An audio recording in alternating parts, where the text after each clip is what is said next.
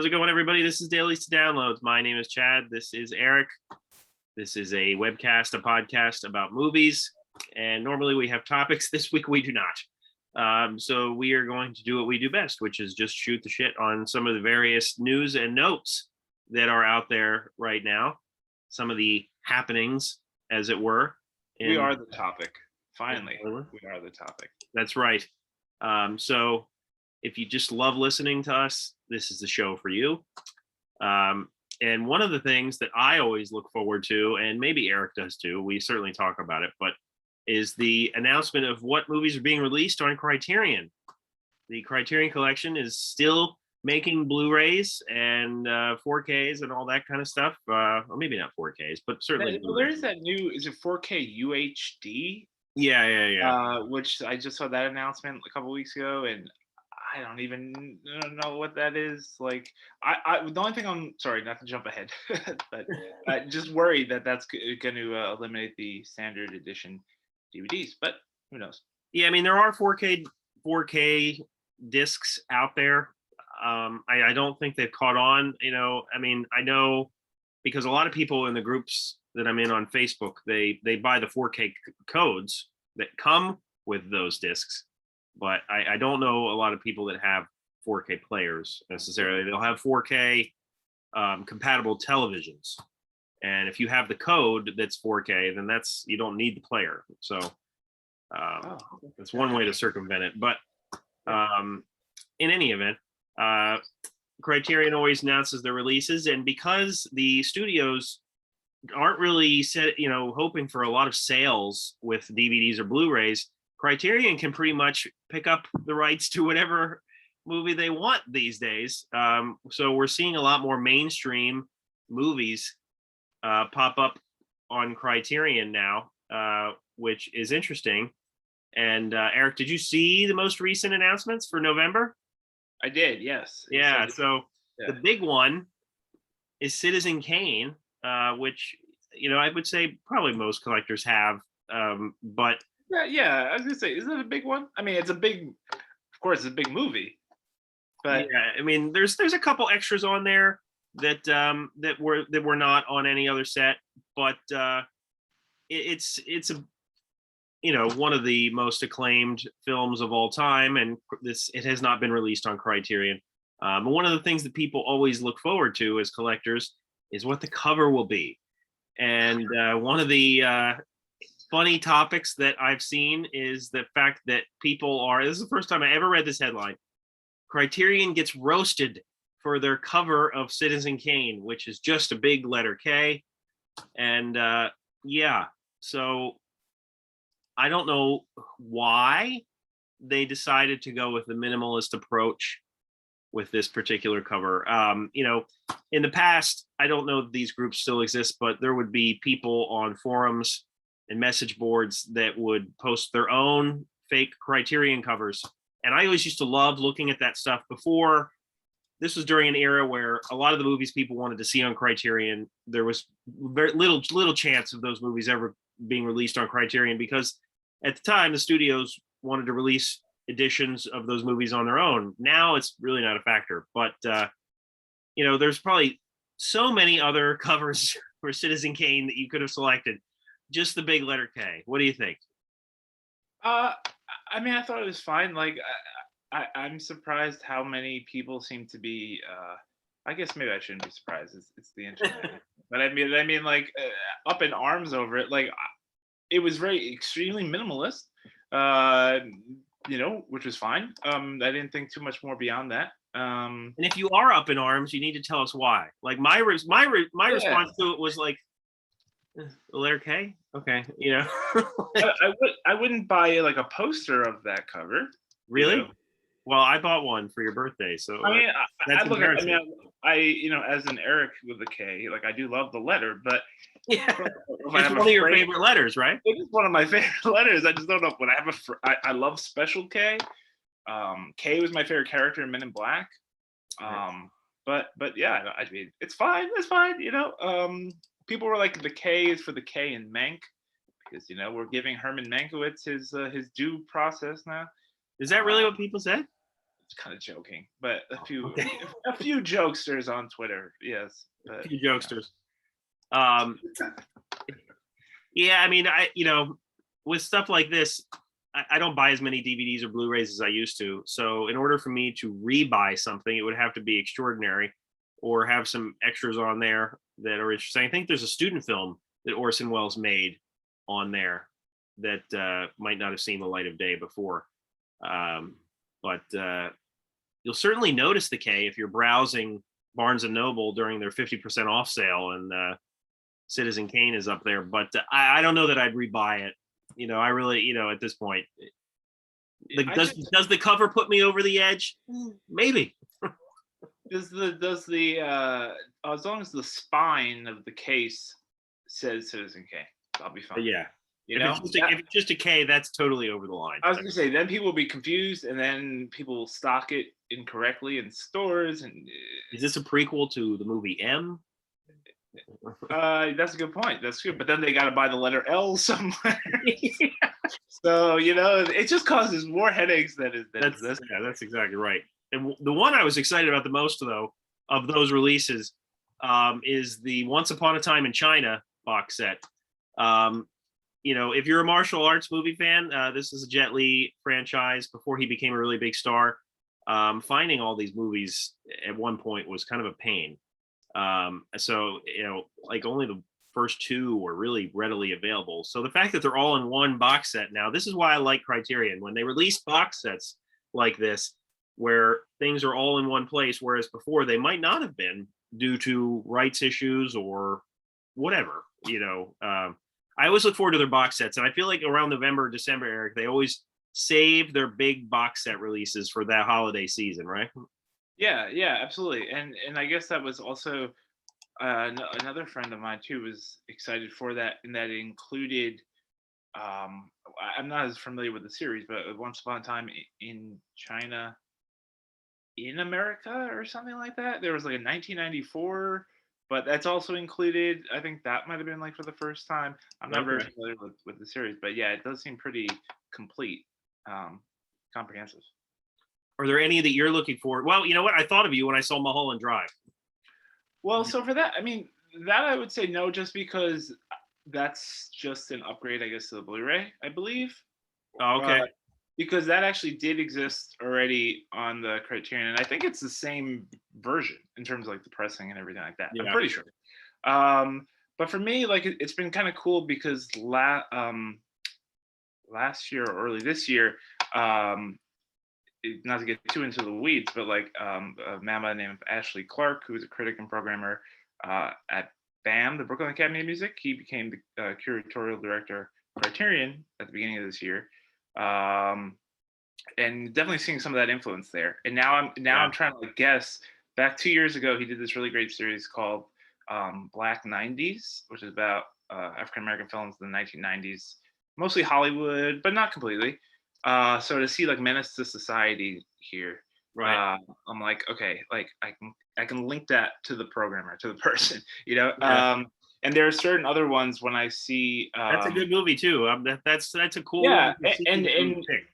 would never, I don't know, under previous regimes or whatever, but be considered probably in the collection. And I don't think that ever got like a really good release either. No, it was like Just a new line. standard DVD release, really. Exactly. Yeah. And so that one I was just glad to see, because again, it's not something those that stick out as being a little bit out of the norm of what Criterion is traditionally, generic. Well, on that note, The Incredible Shrinking Man. Oh yeah. Well, that gets released in October. That's not a November release, but Right. But yeah, that movie I bought at Monster Bash, which is a festival that one of our former colleagues, Leonard Hayhurst, would work at with his friends, run by Ron Adams. I'm sure they appreciate my plug. And it's a horror convention, and there was a couple box sets that were released at one time of like B-movie classics. I mean, they were just like, it was just basically the movie itself in this little box set. and somebody had recommended The Incredible Shrinking Man to me, and I had to buy the whole box set just to watch that movie, because there was no other way to watch it, and it is really great. If you like B movie sci-fi type stuff, it's really terrific. So the fact that that movie is getting released on Criterion is interesting. They do have a precedent of B movies there. They have released several B movies in the past, but it's been a while since we've seen one like that. But Absolutely, yeah. So I think that's in terms of like some more recent things where I think it's September, October, Love and Basketball. It's gonna be a part of it too, which I think is pretty cool. There was a Bill Duke. I'm blanking on the name. 1992, starring not Larry, because I think he was still Larry then. Lawrence Fishburne. I'm googling it right now. Sorry, Deep Cover. Deep Cover. Oh yeah. That was a cool. I watched that movie like as a kid, probably on television. I like edited. And so it's kind of cool to see that as well as Criterion, because I feel like people don't really remember that film and Bill Duke as a director.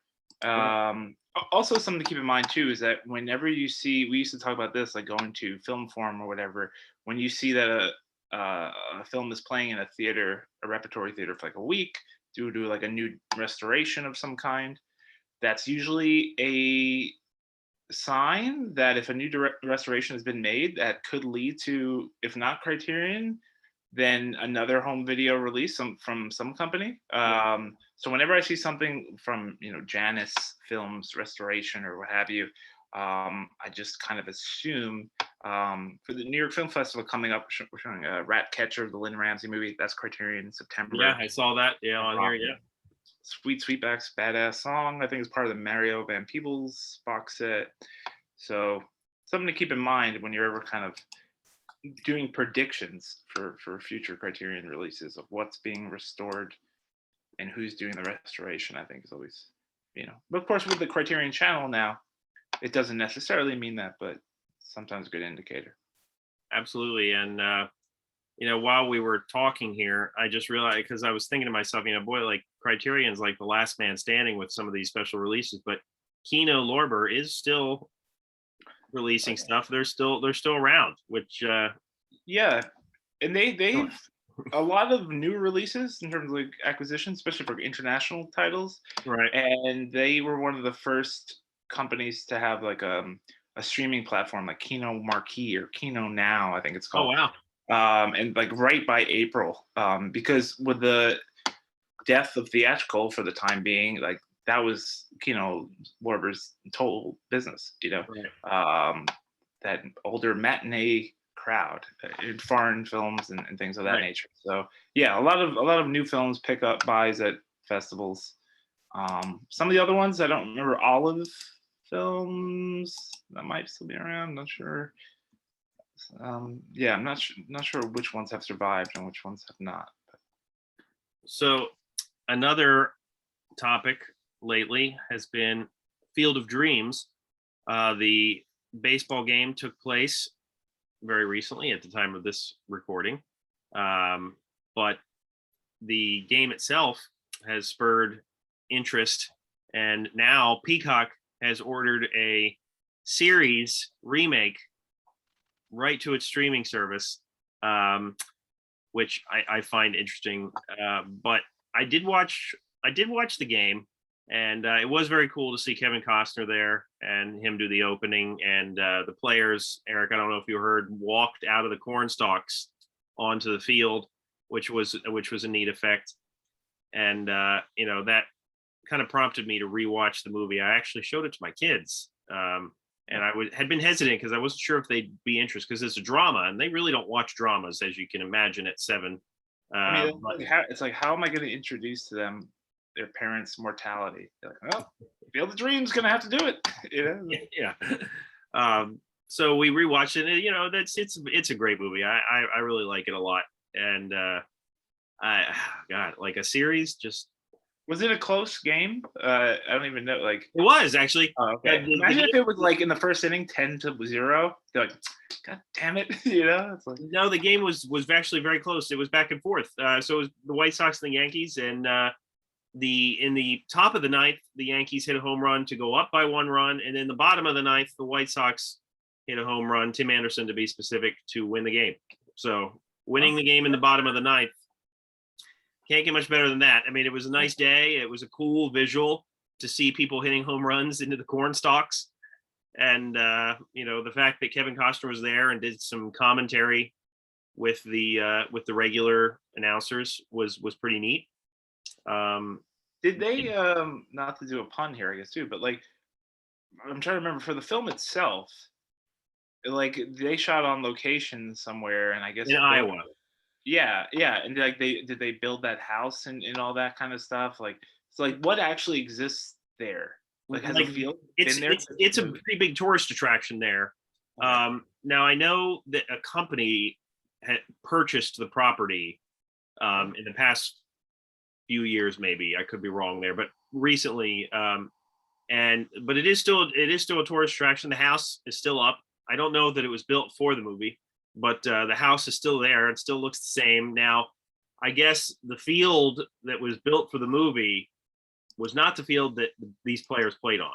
Yeah, They built another field with like regulation stands and all the whole 9 yards, as Major League Baseball would have for this particular game. And then you could see some kids and various people playing on the field from the movie. But it wasn't much there. It was just like, my wife actually went there years ago on a road trip with friends, and it's basically just a little trailer with a souvenir shop. That's it. But it's a big tourist attraction there because it's Iowa. What else is there, really? yeah. I was gonna say, like, you get there and like you have to have expectations and check. Maybe there's like a sign or a billboard or what have you, but Right. yeah, it's like, well, it's dirt, it's a field, it's the dirt, it's the field, but yeah. Where do you go after that, guys? Where do you go from there? But a TV series, come on. Like, just like, I don't understand messing with movies that there's really nothing wrong with them. I don't get that. And this series is coming from Michael Schur, who has a lot of TV under his resume. So Yeah, it also doesn't that also feel like the perfect microcosm of like, I don't know, Hollywood today, where it's like, oh, they had a special baseball game based on a movie, and due to people watching the baseball game based on a movie, that popularity has made us think we're going to now have a TV show based on the movie due to the popularity of the game based on the movie. It's like, sure, why it not? makes your head spin, Why not? Like, how many times can we do the IP of what? I can't wait for the NHL game on Dances with Wolves site. Well, let's keep it going. Where else can we do famous? I'm there for that. Famous locations, from movies where we recreate. What if they actually had the Mystery Alaska game? Yeah. There's certain, like, you think of your favorite sports movies. Where were they? Why not do Hoosiers in that gym? That was a real gym. That was a classic gym. Do an NBA game there. Even not a lot of people could be in there, but yeah. Well, on that point, there was not that many people at the game because apparently both teams, I think, were allocated like, I don't know, a certain number of tickets. Like, I think I heard like 1,000 to 1,500 or something along those lines. So like, if you were there and you lived in Iowa, apparently, like, if they quit, this is quote from the commentators, it was akin to winning the lottery because there just wasn't that many seats available there. And apparently it was one of the, like, buying tickets secondhand, like, it was some of the highest prices. Yeah. I they announced it maybe like maybe 3 years ago or so. Like, Yeah. And then I completely forgot, of course, because it was some years ago and I don't really follow baseball, but it's been, talked about for quite some time. So I will be interested to see what happens with the series. I know they changed the name of the author James Earl Jones played in the movie. In the movie, it was Terrence Mann. In the book by W.P. Kinsella, which is called Shoeless Joe, the author was J.D. Salinger, who is a real person. Yeah, I was gonna say you can't use that either, probably, but it wasn't a very popular thing that made the author happy back when the book came out, and I think that's why they changed it for the movie. They just didn't want to deal with any of that at all. So it'll be interesting to see what they really. stick to. Well, I mean, this would be the second random TV series based on a movie starring Gabby Hoffman as a little daughter. No, she's not little anymore, of course. But there was Uncle Buck, which she was in, and then yes, that was a series for about 3 episodes. Yep. No one remembers it, but you can find it on YouTube. And this would be another one. And she's still acting. She's still in a lot of movies. But that's true. This is funny. I never would have expected Uncle Buck and Field of Dreams to turn out to have television series based on them, just because Field of Dreams feels pretty conclusive at the end of the movie. I don't think where can it go from here, It's like, what new ghost is going to come out of the corn? Yeah, does he create like a ghost league? Like, what the hell is this? Other relatives that he's trying to, I don't know. On the note of the movie, the director, Phil Alden Robinson was his name. And he said one of his biggest the only regret he had for that movie is not including Black players. And it was just something, from what I read, it was something pretty innocent. Like it didn't even occur to him to use Black players, but that would have been interesting. So I'll bet you that's something they changed. Yeah. Well, I guess it also depends on when what's the time period of the players. It's like the 30s, the 40s, the 20s. Yeah. So the movie takes place in 1988, and the players, it deals with the White Sox and that whole scandal. So that was 1917, I think. Okay, because there was something like that. There were not racial. There were barriers for different leagues for different races. I mean, back then it would have been what they called the Negro League. Yeah. Satchel Paige and a lot of really legendary players. Jack Robinson, I think, was their original. Yeah, absolutely.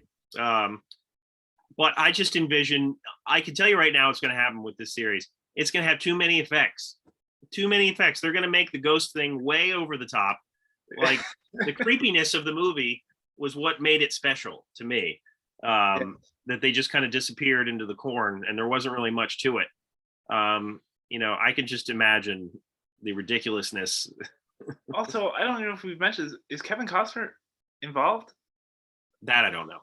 Like, what are we doing? I'm not gonna watch it.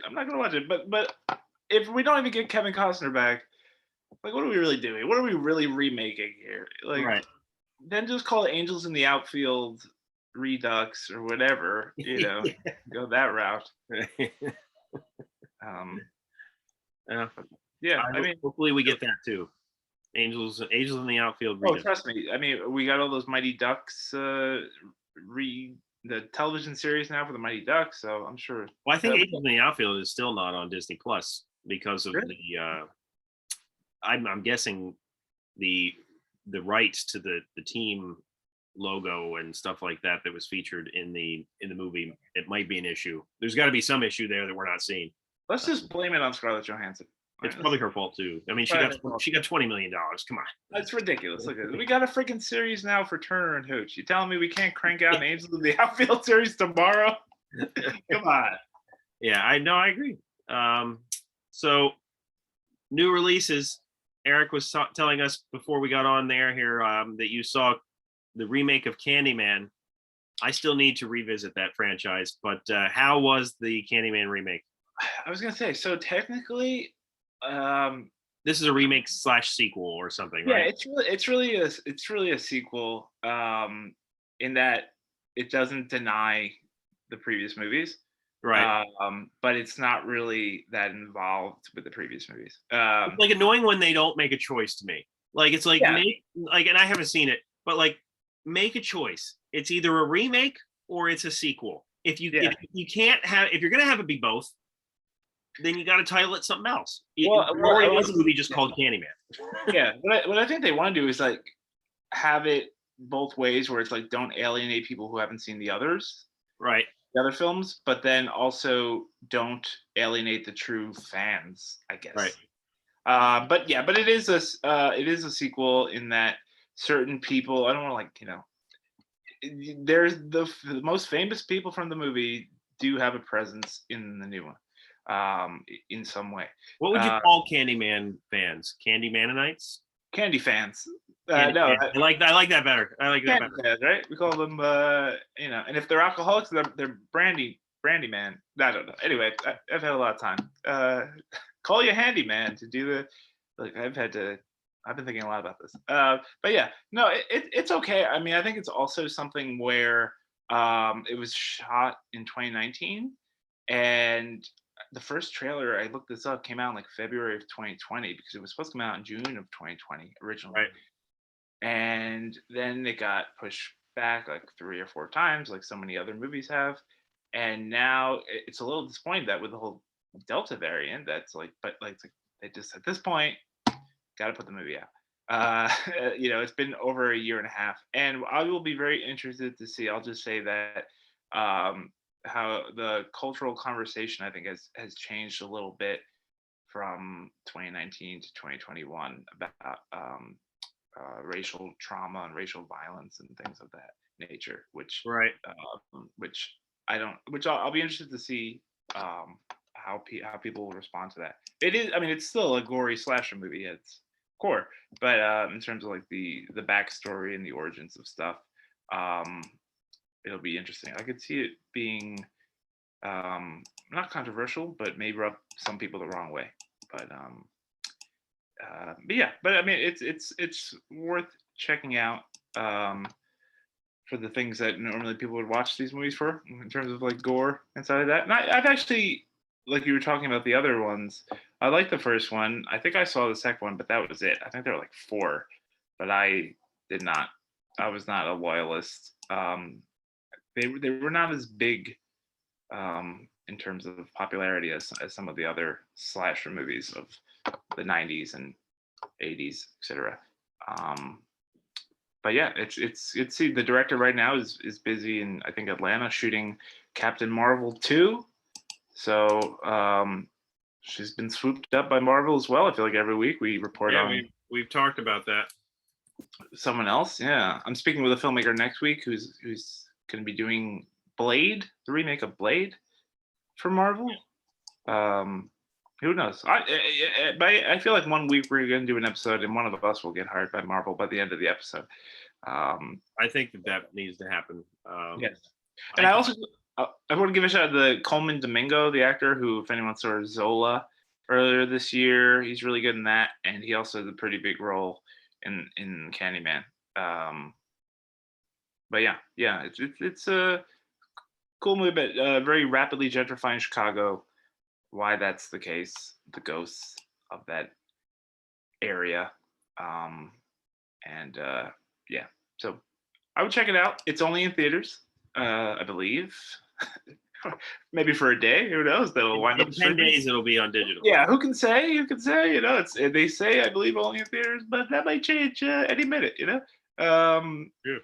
And I will say that I haven't really thought about this in a while, but like when I see a horror movie, that I'm sort of okay with watching at home because the loud jump and sound stuff I hate. I can't stand that stuff. So like when I was watching the latest Conjuring, which has like so many of those fake jump scares. Yeah. Every 10 seconds, it feels like I'm like going like the sound like that.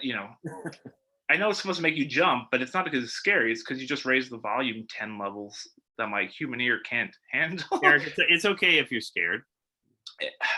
No, but don't worry. It's just the cat. It's just it's just a door opening. Don't worry. Haha. So I do like watching those at home because I can control the volume. So I don't need to keep think I'm going to lose 10 years off my life the next jump scare. But it would be cool to see with an audience. I mean, I think there are things in the movie for the fans, if you will. But I do fear as well that it's going to be somewhat of a victim of the pandemic, only in theaters. It'll probably get discovered more down the line than now. Well, I will have to see it. As I said, I need to revisit that franchise in total before I probably see that one. But so we're going to end our random topics this week with Brendan Fraser. So We always do. That's how we always do it. yeah, it always goes back to Brendan Fraser. So he's been in the news a lot lately, because he's kind of had a resurgence of popularity. His Hollywood story is not a happy one, but I'm glad to see that he's back in the game and his career is improving, and he is in the movie No Sudden Move, and had a small role in that got some acclaim, to the point where he has recently been cast in a Darren Aronofsky movie, and he was cast in Martin Scorsese movie, Killers of the Flower Moon, with Leonardo DiCaprio and Robert De Niro. So to me, it's just like a long shoot, because they've been shooting for like 2 months, and like keep seeing casting announcements. Right. John Lithgow was last week. I'm like, damn, like how much more time we got left to like put more actors into this thing? What's crazy about it, though, to me, is that you're right. It has been casting, and so the only logical explanation is that Scorsese saw No Sudden Move and decided to cast it. I just think you watched George of the Jungle on Disney Plus. Yeah. Because there are no logos in that came movie. across Monkey Bone. He Exactly. came across Yes. Monkey Bone and was Yes. like, "I need that guy. Find Yes. it for me." No, he's like this guy who's in Bedazzled. That's my new Harvey Keitel. And Brendan Fraser was in a lot of goofy movies, but I always liked him simply because it always seemed like he put his heart into the movies, despite the fact that they were bad. In some cases, anyway. I'm a fan of the remake of Bedazzled, I have to admit. But He's been he's been around for like 30 years. yeah. It felt like just when he was starting to incorporate some serious roles, he was in Crash, I believe. He had a small role in that one. Wasn't it Crash? Yeah, I think so. I don't Yeah. remember in a minute, but there were a lot of people in Crash. It was yeah. Why don't I you was remember Crash. your personal? It I don't know. was definitely a hyperlink movie that he was in. Anyway, Yeah. but it seemed like No, you're right when right. that happened, He was. yeah, right when that happened is kind of when he started to disappear. Like he had some injuries from, I think, one of the Mummy movies, because he did all of his own stunts in all of his movies, which I didn't know, before recently doing research, and that kind of messed him up in a big way. And there was a few other personal things going on with him as well. But anyway, it's cool to see Brendan Fraser back. I know that you probably weren't clamoring for his return, Eric, but what do you? Yeah. I mean, it's cool. Like I was thinking about, as I saw that somebody asked him on some news program, like, how does it feel seeing all this fan appreciation? Like, and he was pretty surprised, and he's like, Right. he wears a lot of cowboy hats now. Like, I don't know his past or maybe he's from the South. I have no clue. But yeah, I think he's originally from Canada, actually. Oh, okay. Because he was in that movie, the Mountie movie. I'm blanking on the name. Oh, yes. I'm gonna put the cover here. Yeah. That one, guys. The Mountie movie. Anyway, and because I came across that and I realized that he was from Canada, and I was like, oh wow, they wanted to hire somebody from Canada for that one. Had to be. Can't have a non-Canadian. Dudley Do Right. Yeah. Dudley Do Right. Yeah. We do our research here, folks. I'm telling you.